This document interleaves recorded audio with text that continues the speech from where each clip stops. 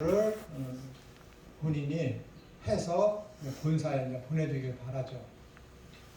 근데 제가 아는 어떤 교수님께서는 그 부분에 대해서 유능하신 분 두 분을 알고 계신데, 한 분은 구약학자고 한 분은 신약학자인데, 구약학자 되시는 분은 별로 성경에는 나오지만은 별로 그렇게 사람들이 중요시 여기지 않는 단어 수십 개를 정의를 내려서 보냈어요. 근데 한 분은 젊은 분인데 처음 그 편찬위원회 이렇게 이제 발탁이 돼서 했는데, 성경에서 무겁게 취급되는 단어, 오늘날과 같은 이런 리티오라는 속죄, 이런 단어, 의롭게 되다 하는 그런 무거운 단어를 서너 개를 논문식으로 해서 정의를 내려서 딱 보냈습니다. 근데 신약학자가 쓰신 그 단어에 대한 정의는 다 퇴짜 받았어요.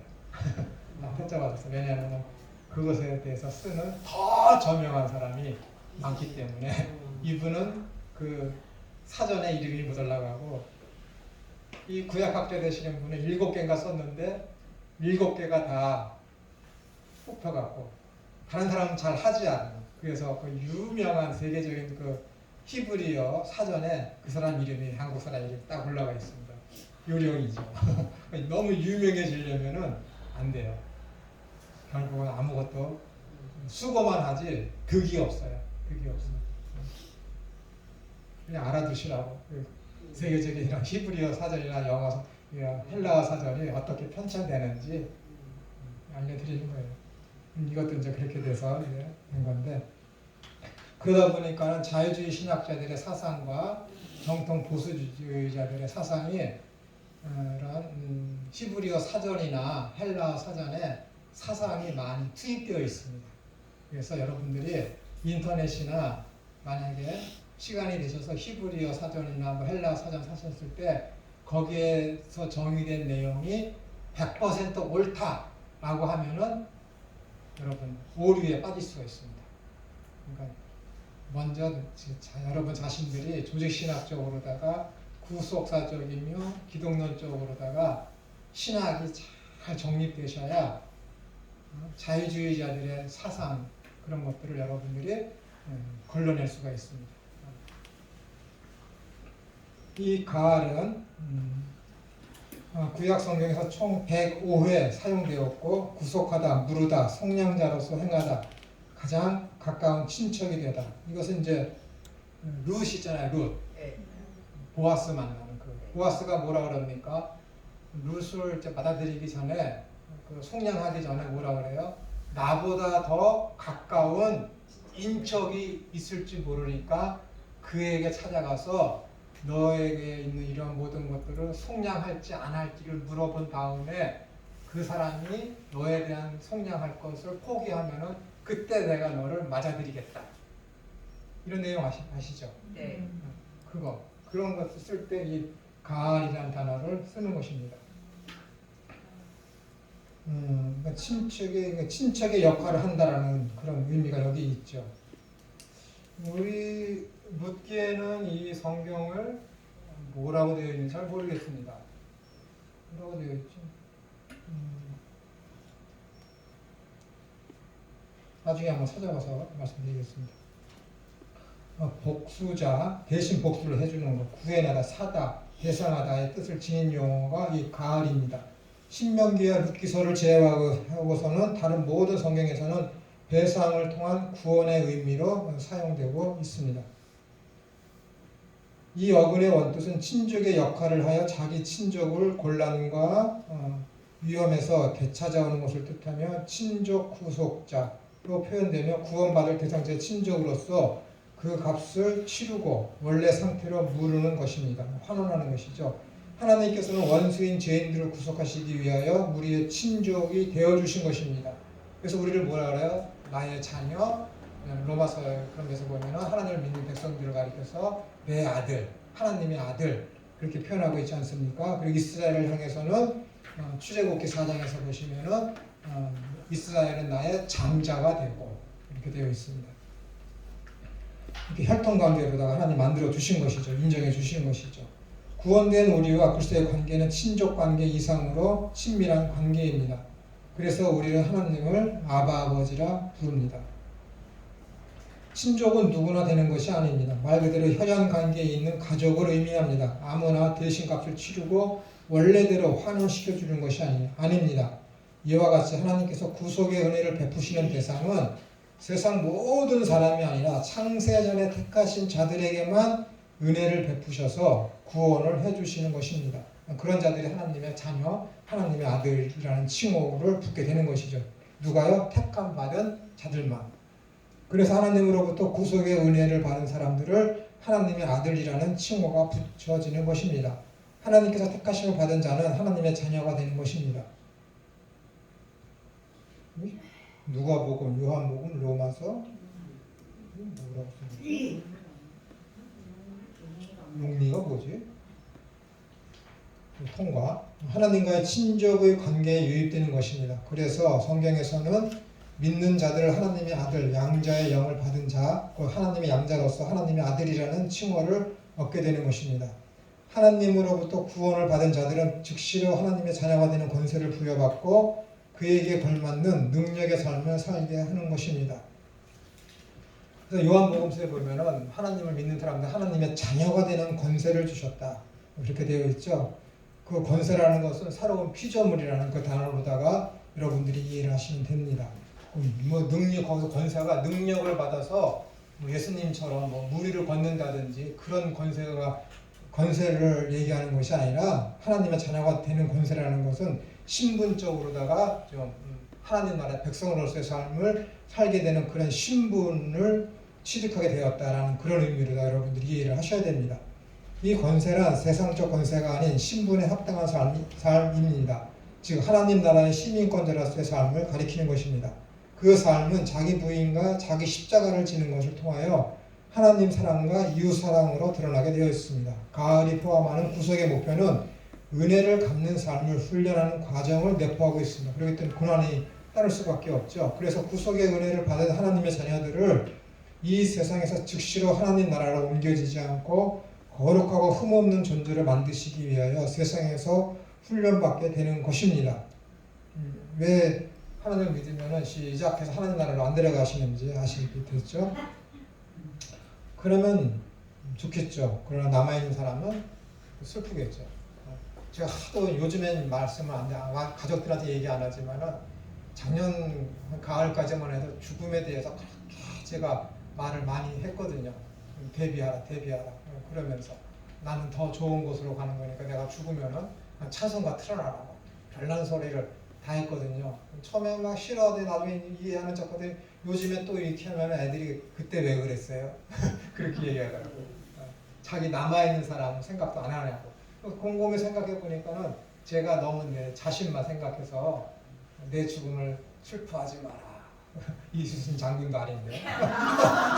그런 얘기를 해갖고, 네. 남아있는 사람은 생각을 해야죠. 네. 네.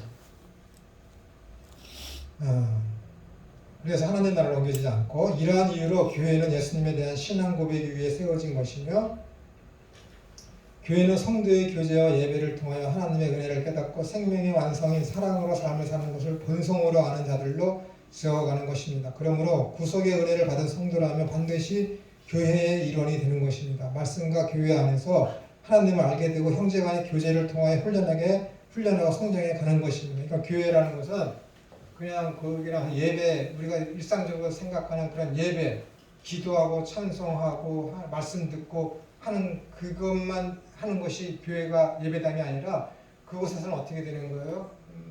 봉사도 하고 헌신도 하고 그러면서 어떻게 되는 옆에 있는 사람들을 한테 내가 상처도 받고 그러는 거예요. 상처 안 받을 수가 없잖아요. 상처도 받고 나도 모르게 옆 사람한테 상처를 주고 그러면서 화해도 하고 용서하고 그러면서 나도 성장해가고 내 옆에 있는 지체도 성장해가고 하니까 교회라는 것은 뭐예요? 말씀과 어떤 기도와 찬송만이 나한테 교육으로 되는 것이 아니라 거기에서 있어지는 모든 만남과 어떤 다툼과 어떤 발전되는 그런 모든 것들을 다 나에게 주어진 하나의 훈련의 장으로다가 여러분들이 여기셔야 되는 거예요. 왜 쟤는 저렇게 했고 나한테 시험을 줄까? 그렇게 생각하시면 안 돼요. 그 시험을 여러분들이 시험이라고 생각하면 넘어지겠지만은 저 옆에 있는 내 지체를 통해서 내가 이렇게 지금 안 해도 될 일을 하게 되고 진을 안 하면서 나만 시키는 나를 하게 하는 것은 뭐예요? 나를 좀 더 성숙되게 만드는 하나의 교육의 장으로다 여러분들이 훈련의 장으로다가 여러분들이 여기실 때 그것이 여러분들한테 득이 되고 실이 되는 것입니다. 그렇지 않겠습니까? 그러셔야 돼요. 요즘에 근데 제가 좀 거꾸로 되는 게 뭐냐면은 지금 말씀드리면서 거꾸로 되는 게 뭐냐면 우리 집사람이 교회 가면서 한 2달에 한 6주에 한 번씩 토요일에 가서 주일에 먹을 점심 식사를 준비를 하거든요. 요즘엔 안 하지만 예전에 해요. 그리고 그 다음날 주일에 식사가 다 끝나면은 설거지를 또 하고 설거지 보조로 설거지들은 남자들이 하거든요.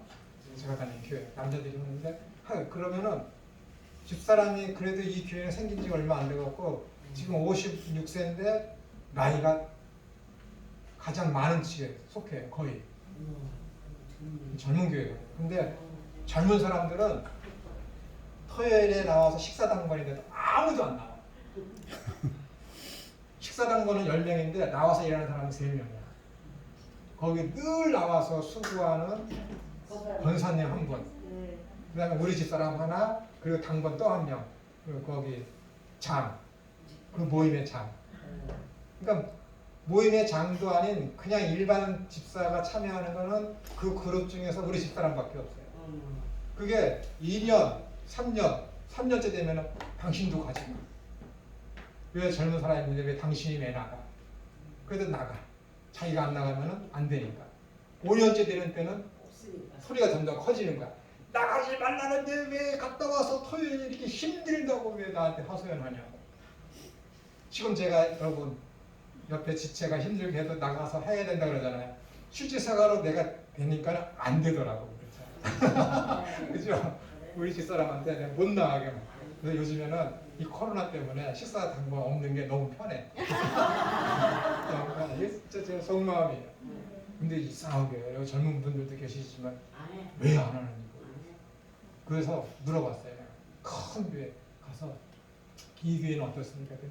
자기네 교회는 그 문제가 많아갖고 외부인을 부른대요. 외부인. 관리 감독만 거기 당번들이 하지 그 식사 그거 뭐 하고 그러는데 근데 외부인을 부른다. 그 외부인 불러서 하는 것도 정상적인 뭐 한식이 아니라 매일같이 잔치국수 끓이는 거예요. 그러면 그 설거지할 게 되게 많잖아요. 안 한대요. 그래서 그 의논이 젊은 층에서 이렇게 하고 해서 이렇게 분열이 일어나는 것보다 헌금으로다가 어디 쓸 것을 거기 하지 말고 이쪽으로 땡겨서 외부인을 불러서 식사를 합시다. 그런 데가 좀 있더라고요. 점점 많아질 것 같아요. 그렇습니다. 이런 하나 사소한 것 때문에 교회에 이렇게 사람들이 그것 때문에 안 나온다든지 그것 때문에 교제를 등한시한다든지 하게 되는 그런 일이 있습니다. 그러니까는 이런 것들을 다 하나의 훈련의 장으로 여긴다면은 그렇게 외부로다가 지출되는 것도 좀 줄이고 좀 더 유용한 걸 쓸 수 있는데 좀 그런 면들이 있죠. 다음 어디가 차례죠? 그러므로 교회의 교회를 부정하는 것, 부정은 예배의 부인이며 예배의 부인은 하나님을 부정하는 것이 됩니다.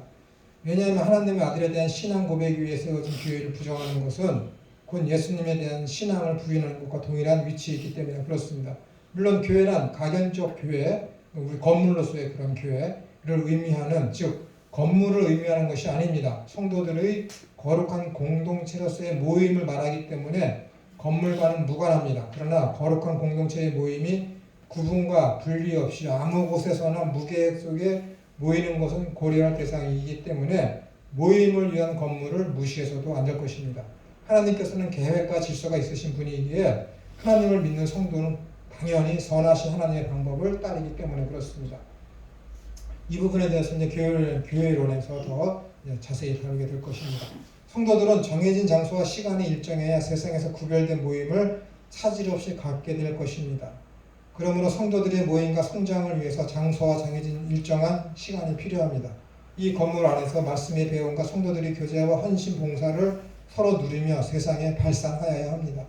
이것이 교회의 존재 이유 중 하나가 될 것입니다. 또한 비가시적 천상의 교회, 실제하는 교회, 하나님이 말씀하시는 영적인 교회, 문제가 없는 교회, 이 천상의 교회가 실제함을 가시적 지상의 교회를 통하여 입증하여야 하는 것이 중요합니다. 그렇기 때문에 눈에 보이는 이 건물에 속해 있는 교인들이 교회가 제 모습을 보여주지 못하면은 하나님을 알지 못하고 교회를 보는 외부의 시선을 통해서 보이지 아니하는 완성된 그 하나님 나라에 대해서 그 교회를 어떻게 되는 거예요? 사람들에게 올바르게 인식시키지 못하죠. 여러분들이 교회에서 교제를 나누고 예배를 하는 것은 실제 있을 영적인 그 완성된 문제가 없는 완벽한 영적인 교회, 천상의 교회의 모습을 이 땅에서 여러분들이 구현해내야 되는 거예요. 그것이 지상에 있는 교회의 존재의 목표입니다. 목적이에요. 근데 교회에서 다툼과 분열과 시기와 질투와 반목과 그런 것들이 존재하고 있다고 그러면 뭐예요? 천상에 있는 그 완벽한 교회, 영적인 교회를 어떻게 되는 거예요? 훼손하게 되는 것이거든요. 이것은 다른 개인적으로는 뭐예요? 하나님 나라가 저기 있습니다. 실제하잖아요. 근데 그 나라에 대한 그 삶을 여러분들이 이 땅에서 살아내야 되는 거예요. 여러분 보시죠. 구약에 있는 수많은 사람들, 사건과 인물과 여러 가지 많은 제도들이 있습니다. 그것이 뭘 가르치냐면 신약에서 있을 일들을 예표하고 신약에서 완성될 것을 아브라함과 다윗과 이삭과 그 야곱들이 다 거기 구약 시대로 끄집어 와서 삶을 사는 거예요. 그것을 바라보고 그들이 삶을 살았다니까요, 여러분. 구약의 사람들이. 아브라함은 몰랐죠, 그 당시에는. 근데 히브리서에 보면 뭐예요? 아브라함은 갈 바를 알지 못하고 갖고 그 아들 이삭을 바칠 때에 하나님께서 이를 다시 살리실 것을 믿고 갔다 그러잖아요. 그것을 예표하는 게 뭐예요? 예수 그리스도의 부활이거든. 아브라함은 몰랐지만은 하나님의 전능하신 그 하나님을 믿고 이삭을 바친 거예요. 그러니까는 하나님께서 아브라함아 나는 하나님이다. 나는 여호와다.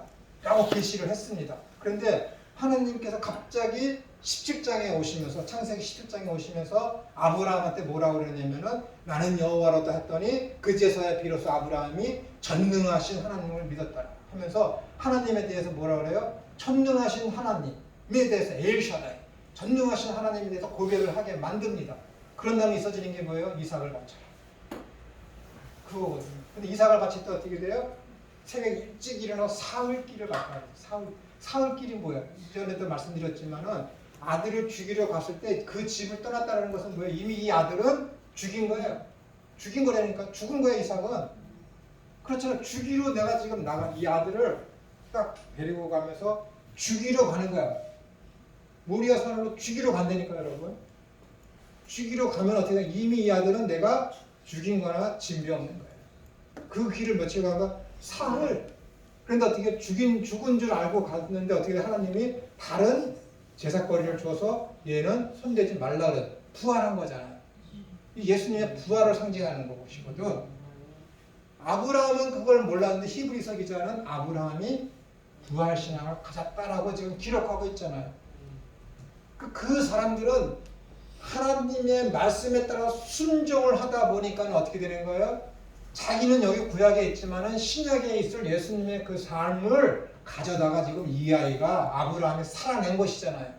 그 미와 마찬가지로 여러분들은 지금 이 땅에 있지만은 예수님께서 재림하시면 완성된 그 하나님의 나라, 그 천상, 완성된 그 하나님의 나라를 지금 뭐야? 여러분들은 지금 여기에서 하나님의 말씀에 따라 순종하는 삶, 사랑의 삶을 살게 되면 어떻게 되는 거예요? 완성된 그 하나님의 나라에서 있을 그 삶을 여러분들이 여기에 가지고 와서 지금 살게 된다라는 것이라니까요. 그 삶을 못 살면은 여러분들은 하나님의 나라를 부정하는 거예요, 여러분. 이게 이렇게 다급한 거예요, 여러분. 하나님 나라에는 먹는 것과 마시는 것이 아니다. 하나님 나라는 능력인데 무슨 능력? 성령의 능력. 그것을 통해서 나타나는 것이 뭐라고? 사랑과 희락과 화평이라. 그것을 여러분들이 살아내야 돼. 그게 하나님 나라의 일이라니까요, 여러분. 그것이 어디에서 완성된 것이? 완성된 하나님 나라에 있거든. 근데 여러분들이 그 삶을 여기서 살아내면 뭐예요? 거기 있는 것을 여러분 끄집어내서 사는 거야. 구약에서 누가 살아났듯이? 아브라함이 살아냈듯이. 여러분들은 이것이 하나님 완성된 그 하나님 나라에 대해서는 어떤 영광과 어떤 가치로 돌려드릴지 몰라. 누구처럼? 아브라함처럼 모른다라니까요. 근데 순종의 내면은 뭐예요? 하나님이 인정해 주는 거예요. 아브라함은 이 믿음이 부활신앙이다라고는 몰랐지만은 신약시대 때 와서 히브리서 기자가 아브라함은 부활신앙을 가졌어라고 하나님 인정해 주는 것처럼 여러분들은 지금 여기서 하나님의 말씀에 그냥 순종할 뿐인데 완성된 그 하나님 나라에서 하나님이 뭐라 그러는 거예요? 너는 지상에서 하나님 나라의 완성된 삶을 살아냈다라고 인정해 준다니까 여러분. 그걸 여러분들이 이 땅에서 살아내야죠. 그게 성도지. 그게 하나님의 백성이지. 하나님의 자녀지. 그걸 요구하는 거예요. 그 훈련을 하는 것이 어디라고? 교회예요. 교회. 거기에 뭐야? 평화만 있으면 되겠습니까? 안 되는 거예요. 교회에 문제가 없으면 되겠습니까? 아니에요, 여러분. 교회는 너무도 다양한 사람들이 많이도 제각각 성격을 가진 사람이 모여있기 때문에 다툼과 분열과 시기가 있을 수밖에 없어요. 그런 가운데 어떻게 되는 거라고? 하나님 나라를 바라보면서 그걸 이루려고 여기서 훈련하는 것이 교회예요. 교회. 교회는 문제가 없는 교회가 이상한 거예요. 아니 맞아요 이것이. 구원론적으로 문제가 없는 교회가 이상한 거예요. 왜? 거기 너무도 다양한 교회. 문제가 없는 교회는 어디냐면 신천지. 그런데 문제가 없어요. 교주 말 한마디면 일사천리로 쫙 넘어가요. 이단들은. 그 사람들 노래하고 하는 거 보세요. 얼마나 군대 저리 가라잖아요. 일사불란하게. 이만희 말하면 한마디면 쫙 이루어지고. 근데 지금 교회에서 목사님 한마디 쫙 하면 다 이루어집니까? 앞에서는 아멘 해도 귀찮아서 안 하잖아요. 저도 안 하는데. 저는 이 교회라는 것은 여러분들이 성장해 나가는 하나의 어떤 하나님 이렇게 허락하신 조직입니다. 조직. 여러분들이 반드시 그러니까는 그 삶을 여러분들이 살아내셔야 돼요. 지금은 모르지만은 먼 훗날 하나님께서 그것을 인정해 주시는 거예요. 네가 이 땅에서 지상에 있으면서 참 힘들게 있었지만은 네가 하나님 나라의 그런 거룩한 백성으로 성장해 나가는 이 위해서 네가 훈련 잘 받았고 그것을 네가 감당해냈다라는 그런 칭찬을 여러분들이 들을 수가 있습니다. 그 다음에 맨 안 했죠. 카파르라고도 하고 카파르는 105회 사용된 이 어근에 대해서는 많은 논의가 있어 왔으며 그 의미도 다양합니다. 이 어근의 동의어는 덮다, 감추다, 와 연관되어 죄를 덮다, 속죄함으로써 신을 진정시키다라는 의미를 지니고 있습니다. 3쪽 넘기지 마세요. 3쪽 그 아래 보시면 맨 아래쪽에 풋노트 있죠. 각주 2번. 이 단어가 덮다라는 의미와는 상관되지 않는다는 주장이 있습니다. 이것은 누구의 주장이냐면은 자유주의자들의 주장입니다.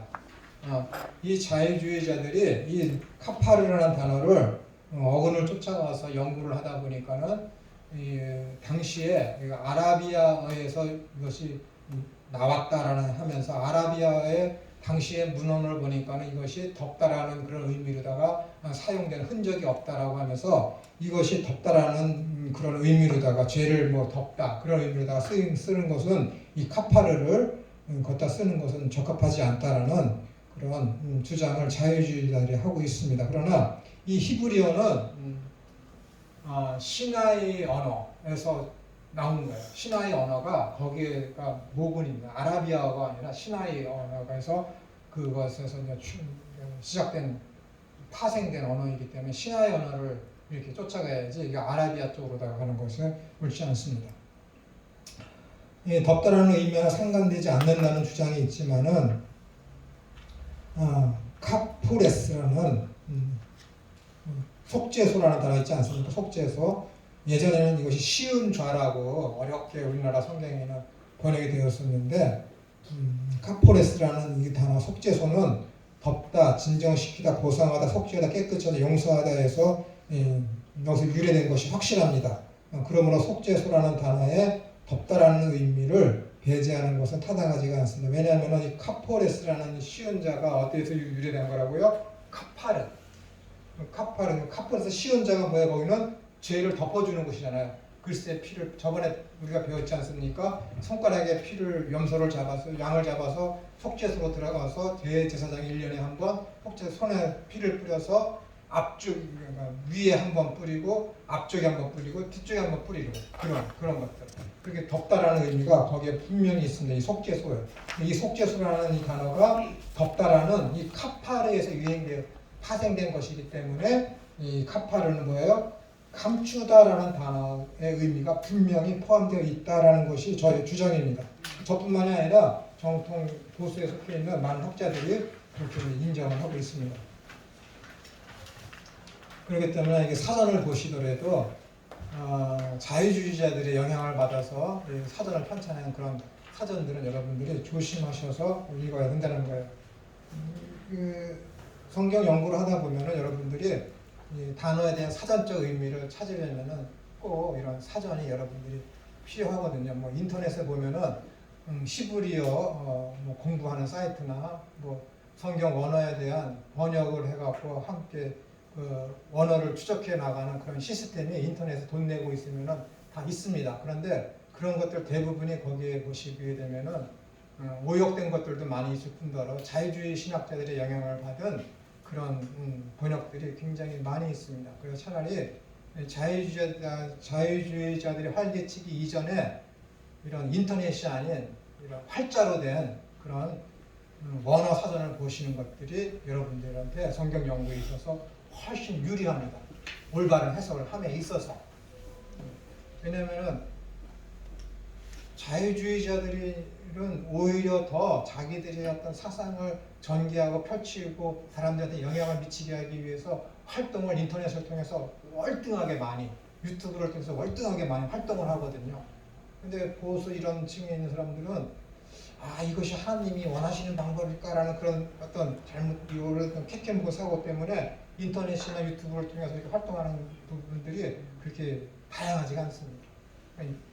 유튜브를 이렇게 통해서 보면 아주 굉장히 인기 있는 사람들, 원어로다가 공부하는 사람들을 보게 되면, 특히 미국에서 있는 한국 사람들을 보게 되면 굉장히 자유주의적이며 개인주의적으로다가 성경을 지 마음대로 귀에 걸면 귀걸이, 코에 걸면 코걸이식으로다가 성경을 이렇게 원어로다가 해석을 해서 설교하는 분들이 굉장히 많이 있습니다.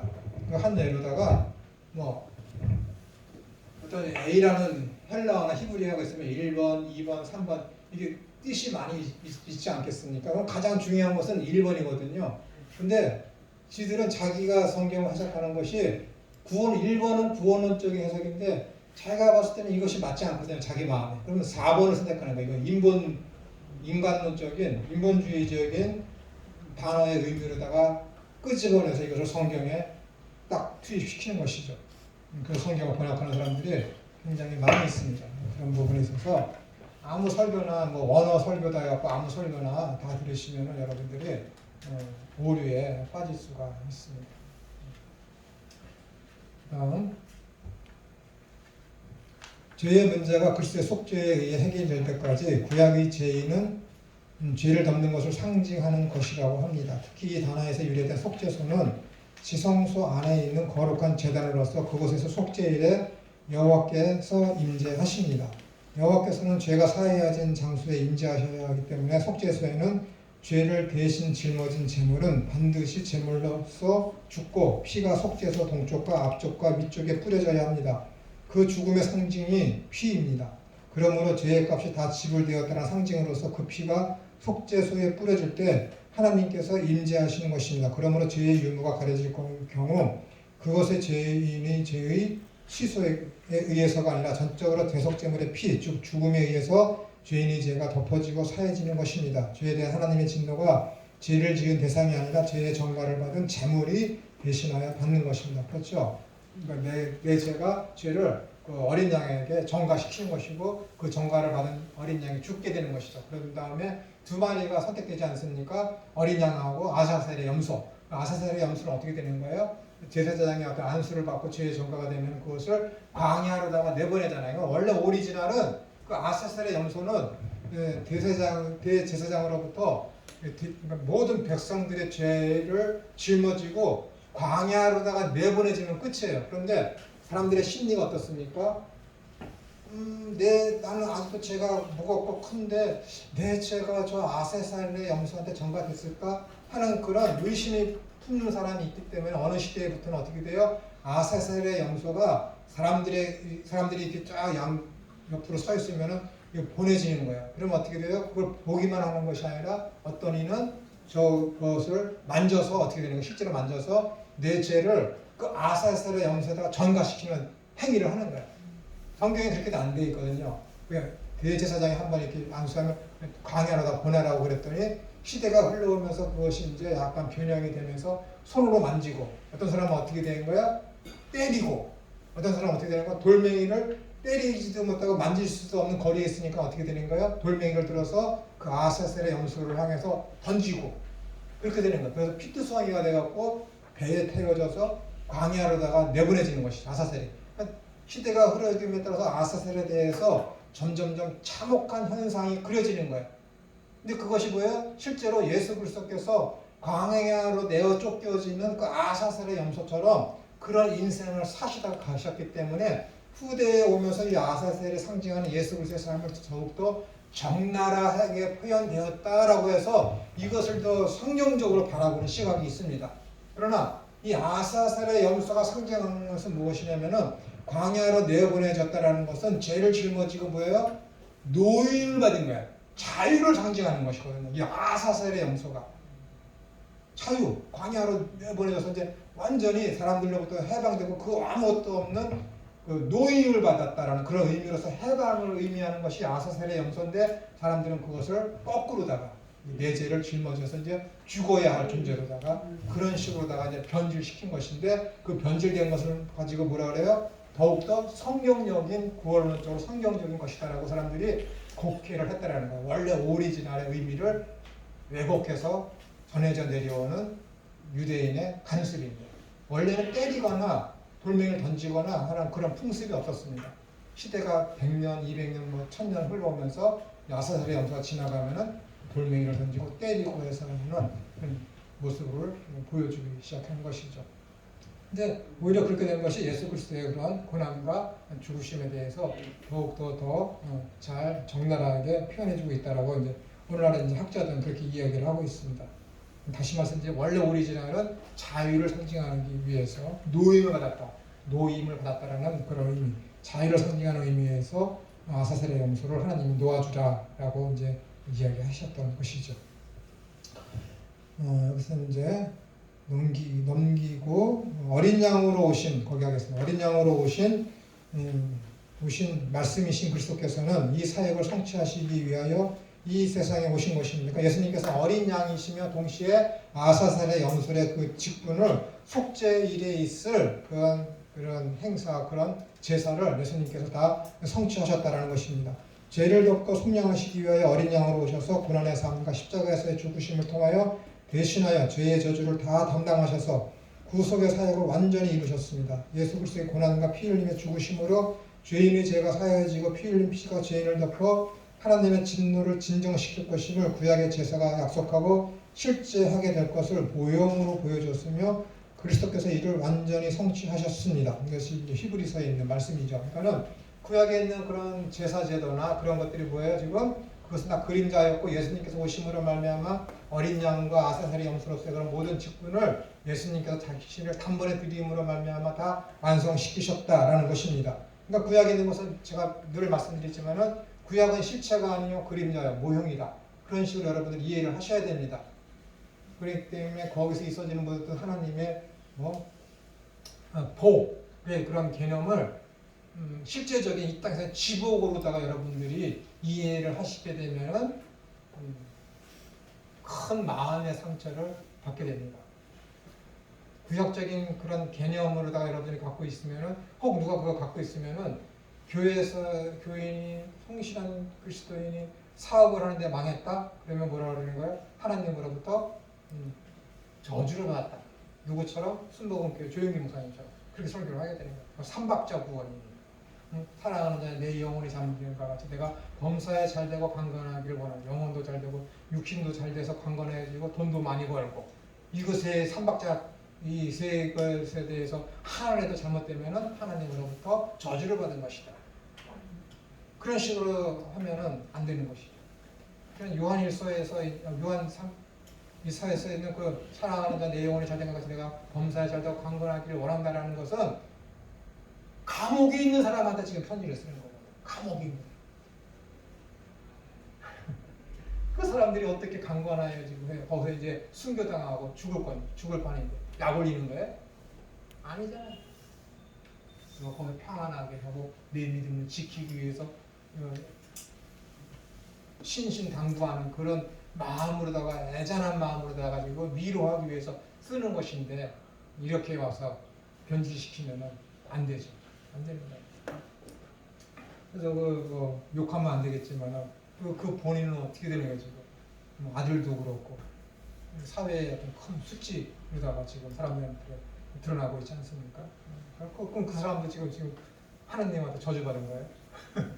아니잖아요. 그런 식으로 오도를 하면 안 됩니다. 이 외에도 속량하다 또는 용서하다, 달래다 또는 지워버리다, 속죄하다, 정결케 하다, 취소하다 뭐 등등 아주 많이 있습니다. 이 단어의 뜻이. 여기서 우리가 관심을 끄는 단어는 속량하다입니다. 이 모든 이스라엘 사람들은 성소에서 예배를 드릴 때의 반세계 은혜 15배죠. 이제 속전을 드려야만 했습니다. 결국 하나님 앞에서 이스라엘 회복을 위한 속량물로 주어졌습니다. 속량하다라는 단어는 시편 49편 7편에 나오는 구속하다, 파다라는 단어의 상당어입니다. 살인죄를 지은 사람은 반드시 죽이라는 경고가 나옵니다. 즉 그의 생명을 구하기 위해 어떤 속전도 드려질 수가 없습니다. 또한 단어는 대속물을 드림으로써 속죄하다라는 성경에서 자주 쓰입니다. 이 용법의 대다수는 제사장이 예배자를 대속하기 위해 희생제물의 피를 뿌리는 의식과 관련되어 있습니다. 레위기에서 이러한 용법이 49에 사용되어 항상 죄나 더러움의 제거와 관련되어서 이 파다라는 단어가 사용되고 있습니다. 예외라는 것은 이 아래에 있는 세 개의 성경 구절에서 다른 뜻으로 사용되고 있습니다. 이 단어가 구약에서의 화해의 신앙을 적절히 예정해주고 있는 것은 분명합니다. 희생 제물이 생명은 특별히 그 제물이 피로 상징되는데 예배자의 생명 대신 요구되었습니다. 구약 성경에서 동물의 희생은 가축을 기르는 융용민이 신에게 표하는 단순한 감사의 표시가 아니었습니다. 그것은 죄지은 생명을 위해 바쳐지는 무지한 생명을 상징적으로 표현하는 것이었습니다. 그렇죠? 사람이 죄를 지었는데 죄를 짓지 않은 짐승이 대신해서 죽인 거니까 무지한 것이 내 죄를 대신해서 담당해 줄 것이다라는 그런 것은 상징적인 의미가 있는 것이죠. 그래서 예수님께서 죄가 없으신데 이렇게 고난을 당하셨다라는 것 딱 상충 아주 딱 맞는 그림이죠. 이러한 상징은 예배자가 희생제물이 머리에 손을 얹고 두 손을 얹고 그의 죄를 고백함으로써 속죄양으로 살해되거나 보내진 동물에게 그의 죄를 떠맡긴 행위에 의해 보다 더 분명하게 나타나고 있습니다. 이 파다는 속량하다, 구조하다, 구원하다, 몸값을 받고 석방하다. 이것은 이제 호세아서에 나오는 다말인가? 뭐죠? 고멜. 호세아와 고멜 그런 관계에서 사용되는 단어죠. 성경 내용을 다 아시니까. 이 히브리어의 어근의 기본적 의미는 대가나 그에 상당한 대속물을 지불함으로써 한 사람으로부터 다른 사람에게 소유권이 이전되는 것을 가리킵니다.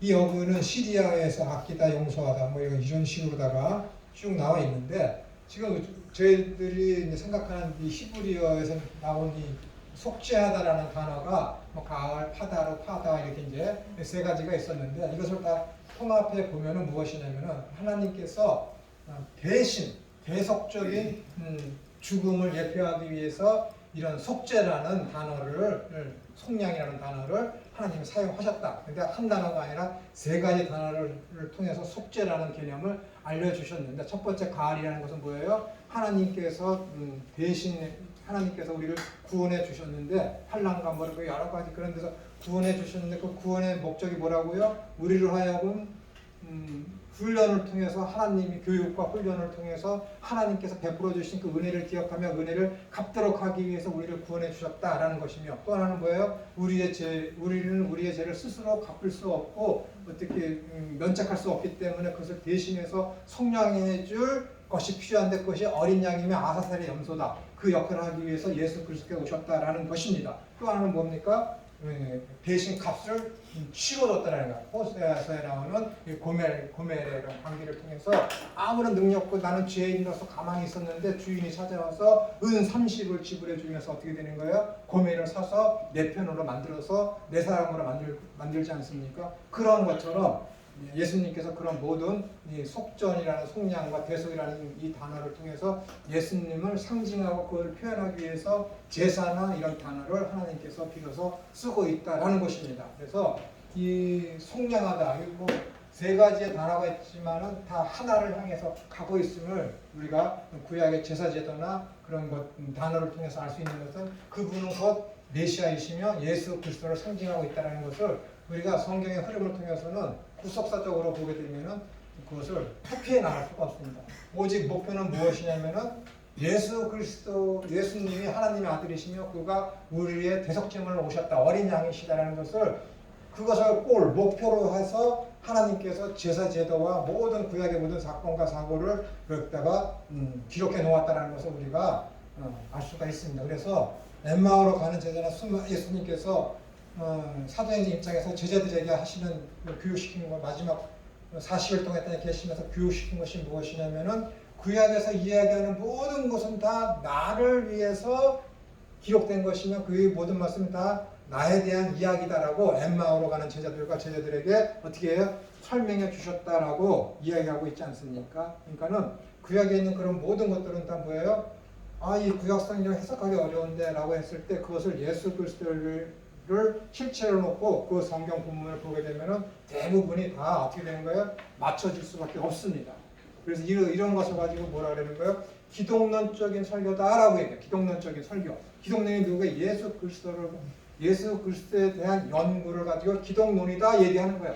구원론이라는 것은 뭐예요? 예수 그리스도께서 하나님 나라를 어떻게 세우셨는가, 그래서 구원이 어떻게 이루어지는가를 보여주는 것이 구원론이거든요. 이거 성경을 봤을 때 뭐예요? 구원론과 기독론적으로 여러분들이 성경을 보셔야 돼. 왜냐하면은 하나님께서 이 땅에 예수님을 보내신 이유가 뭐예요? 구원을 이루시기 위해서. 구원의 완성은 언제 이루어지는 거예요? 예수님께서 재림하셔서 하나님 나라가 완성될 때. 그러니까 성경의 전체 주제는 뭐예요? 하나님 나라라니까요. 구원이에요, 구원. 성경의 전체 주제는 하나님 나라예요. 근데 이 하나님 나라를 이루시기 위해서 오신 분이 누구라고? 예수 그리스도. 그러니까 예수님이 주인공이에요. 예수님은 주인공이고 성경에서 하나님 나라는 성경의 중심 주제이고 이 두 가지 틀 안에서 여러분들이 성경을 읽고 해석하는 습관을 기르셔야 돼요. 그렇기 때문에 어떤 단어적인 하나의 단어를 여러분들이 해석할 때도 이것이 기독론적이며, 그래서 기독론적이라는 건 뭐예요? 이 단어가 예수님을 상징하고 예수님을 좀 더 밝게 드러낼 수 있는가를 생각하고 이 단어가 구원론적인가, 하나님 나라를 상징하고 하나님 나라를 소망하게 만들고 있으며 성도의 삶을 어떻게 해요? 거룩하고 흠없는 존재를 만들어가는데 유용하게 쓰이는 단어인가 하는 그 단어를, 그 의미를 여러분들이 취사선택해서 여러분들이 성경 해석에 접목을 시켜야 이 성경 해석이 어떻게 되는 거예요? 기독론적이며 구원론적인 성경 해석을 할 수가 있는 것입니다. 여러분들이 왜 여기서 신학을 하시는 건지를 여러분의 목표를 정확히 하셔야 돼요. 여러분 여기서 근본적인 목표는 뭐냐면 하나님은 더 잘 알아서 잘 믿으려고 다른 신학을 위해 서서 잘 믿게 하기 위해서 여러분들이 여기 계신 거예요. 그러나 여러분들이 그것에서 멈추는 것이 아니라 여러분들은 신학을 하시는 분이기 때문에 궁극적인 그 다음 목표는 무엇이냐면 설교를 잘 제대로 하기 위해서. 그렇기 때문에 여러분들이 여기에 계신 거예요. 신학생이라는 것은 뭐예요? 다른 사람들한테 복음을 증거하고 말씀을 가르치기 위해서 신학생이 된 것이잖아요. 그러니까 여러분들이 신학하는 그거, 여러분 개인과 상관돼서 말고 다른 사람들과 상관돼서 여러분들이 신학하는 목표는 어디다 둬야 되냐면은 어떻게 하면 내가 설교를 제대로 할 수 있을까? 내 목표를 두는 것이 신학입니다, 여러분. 그냥 기본적인 베이스 내가 하나님을 잘 알고 잘 믿는 것이 있지만은 다른 사람과 이익과의 관계에서 내가 신학을 하는 목표가 뭐라고요? 어떻게 하면 내가 설교를 제대로 할 수 있을까? 바른 설교를 할 수 있을까?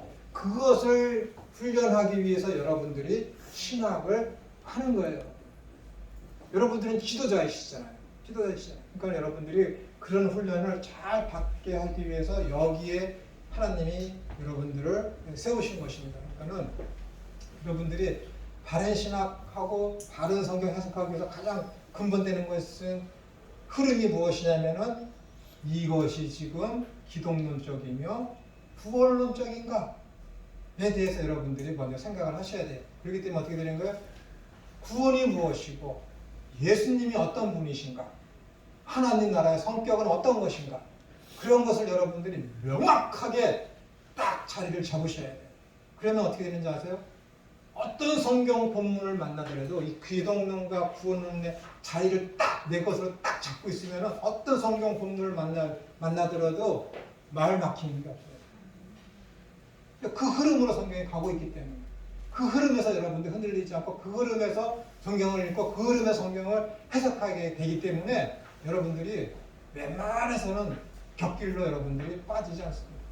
그렇기 때문에 기독론이 중요한 것이고 그렇기 때문에 구원론이 중요한 거예요. 다시 말씀드리지만은 성경의 중심 주제는 하나님 나라이기 때문에 그렇고 주인공이 예수님이기 때문에 그렇습니다. 하나님을 믿는다고 구원받는 게 아니라니까요. 예수님을 믿어야 구원받는 거니까요. 예수님. 이 성경은요. 예수님에 대한 얘기예요. 예수님이 하나님께서 천지를 창조하셨는데 예수님도 거기 동참하셨잖아요. 하나님께서 여자의 후손에 대한 예언을 딱 하시면서 어떻게 하면 내가 이 여자의 후손을 보낼까? 어떻게 하면 이 여자의 후손께서 알려줄까? 어떻게 하면 이 여자의 후손이 구원의 역사를 완성할까? 라고 보여주는 것이 이 성경이라니까요, 여러분. 그렇기 때문에 여자의 후손이신 예수님이 중요한 것이고 여자의 후손을 오셔서 이루시고자 하시는 그 목표인 하나님 나라가 중요한 거예요. 중요한 거예요. 뭐 오늘까지 해서 기독론을 마치겠지만 여러 가지 부족한 점들이 많이 있습니다. 여러분들이 책을 사셔서 이렇게 보셔야 돼요. 좀 더 광범위하고 깊이 있게 여러분들이 이 부분을 아셔야지 신학교에서 강의하는 것은 너무 제가 하는 건 단편적이고 너무 이제 광범위하지가 않습니다. 원래 신학교 강의는 이렇게 저처럼 이렇게 하는 분들은 드뭅니다. 좀 A라는 학자 얘기하고 B라는 학자 얘기하고 C라는 학자 다양한 학자들의 서로 반목되고 상충되고 어긋나는 학자들의 이론들을 쭉 개진하는 거예요. 여기다가 쭉 어떤 불트만은 예수님에 대해서 이렇게 생각한다. 바르트는 하나님의 나라에 대해서 이렇게 생각한다. 하고 다양한 이론들을 쭉 개진해 놓는 거예요. 그 해답은 주지 않습니다. 여러분들이 시사선택하는 거예요. 여러분. 그럼 거기 딱 드러나겠지. 이놈이 자유주의자인지, 이놈이 무신론자인지, 이놈이 인본주의자인지. 이 강의가 좋은 거예요. 이렇게 하는 거예요. 여러분 스스로. 그래야 여러분들이 강해지거든요. 근데 저는 그렇게 하지 못했어요. 왜냐하면 연령층이 굉장히 하시고 제가 몇 번 시도를 해봤습니다. 이 학자, 저 학자 얘기하고 철학 얘기를 이렇게 몇 번 말씀드렸더니 좀 여러분들이 어려워하시는 것 같아서 그냥 원래대로 이렇게 하게 됐습니다. 부족한 것이 많았지만 기독론에 대해서 참고 잘 들어주셔서 고맙습니다. 기도하겠습니다. 하나님 아버지 감사합니다. 부족하지만은 감히 주의 말씀을 가지고서 예수님은 어떠한 분이신가? 주께서 제자들에게 너희는 나를 누구라 생각하느냐? 라고 했을 때 혹자는 선지자라고 혹자는 죽었던 세례 요한이 다시 살아났다고 했습니다. 이때의 베드로는 당신은 그리스도이시며 살아계신 하나님의 아들이시다 라는 고백을 했습니다. 베드로의 이 고백이 우리의 고백이 되게 하여 주시옵소서. 부활하신 주님을 도마가 만났을 때 주님은 나의 주시여 나의 하나님이십니다 라는 태부에서보다 깊이 진실되게 우러나오는 그런 도마의 주님에 대한 그 고백이 우리의 고백이 되어지게 하여 주시옵소서. 그런데 베드로와 도마는 예수님을 만나고 체험하고 그러한 가운데 얻어진 살아있는 지식이었고 그렇기 때문에 주님을 위해서 살다가 순교하게 되었습니다. 우리는 하나님 아버지여 주님에 대한 이런 고백과 주님에 대한 이 지식이 귀로만 듣는 지식이 아니라 눈으로 보는 지식이 될 수 있도록 우리가 삶을 살아가면서 주의 말씀을 귀 기울이며 주의 말씀에 적극적으로 동참하고 순종되어지는 삶을 살아서 어느 날 우리 욥이 고백하기로 했던 것처럼 이전에는 내가 귀로만 들었던 주님을 눈으로 보게 된다는 참된 그런 고백, 주님은 나의 주시오 나의 하나님이라는 살아있는 고백을 우리 모두가 다 할 수 있기를 간절히 고대하면서 그것이 예수님의 이름으로 기도드리옵나이다. 네, 고생하셨습니다.